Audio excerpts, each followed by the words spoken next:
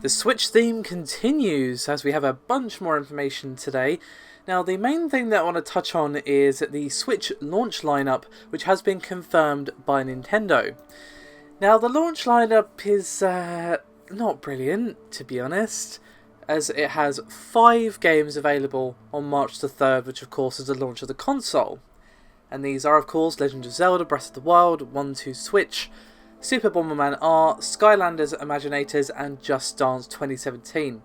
Out of those, I would say most of you watching only care about Breath of the Wild, and well, rightfully so, to be honest. The rest of those, not great. 5 games on your launch lineup, and only one of them is strong. Ugh. There are 3 more games coming out in March: Snipper Clippers, Fast RMX, and Has Been Heroes. The 28th of April brings to us Mario Kart 8 Deluxe. Spring 2017 is ARMS, Disgaea 5 Complete, Puyo Puyo Tetris, Rhyme. Summer is Splatoon 2, of course. Autumn is Skyrim. And of course, Holiday 2017 is Super Mario Odyssey.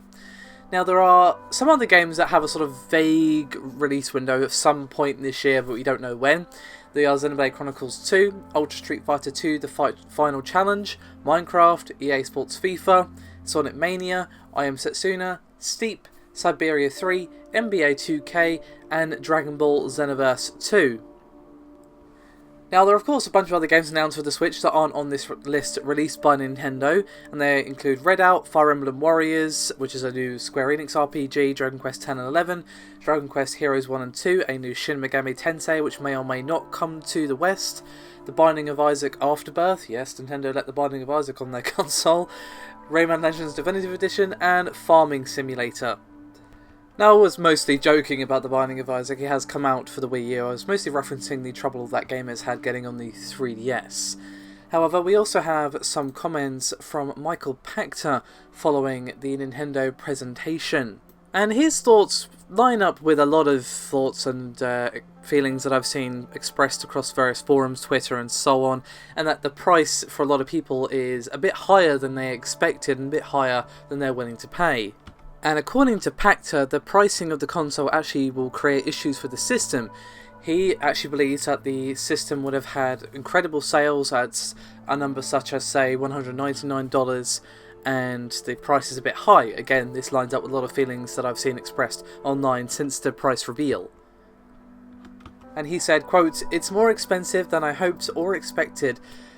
Thought it would be amazing at $200 and competitive at $250, but $300 seems a bit steep, especially considering that the other consoles are at that price. I think it will sell well to Nintendo fans, but it will be a second console for a lot of people."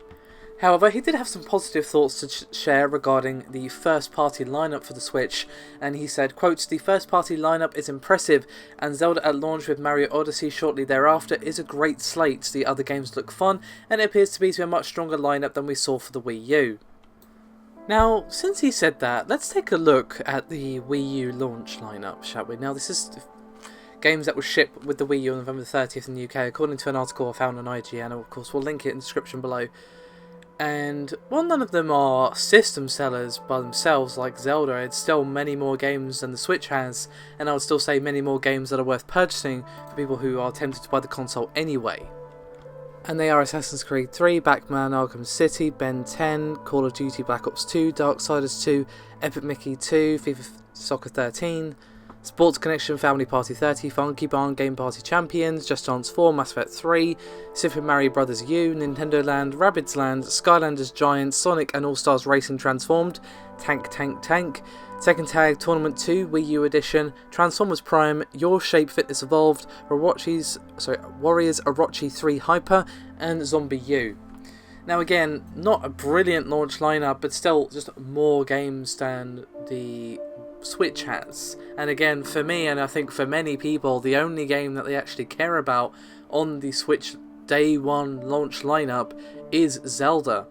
And as I keep saying, many people are saying, I'm going to wait. You know, the Zelda's cool and everything, but is it worth paying $350 for, including the game? For many, no. Let me know your thoughts, guys. Do you feel that the price has put you off, combined with the rather lackluster launch lineup, or are you feeling happy about the Switch? I want to know your feelings about the Switch after the presentation, and now we know almost everything about the device except, of course, the actual really technical specifications of the machine. Thank you very much for watching, and of course thank you for your thoughts. I'll see you next time.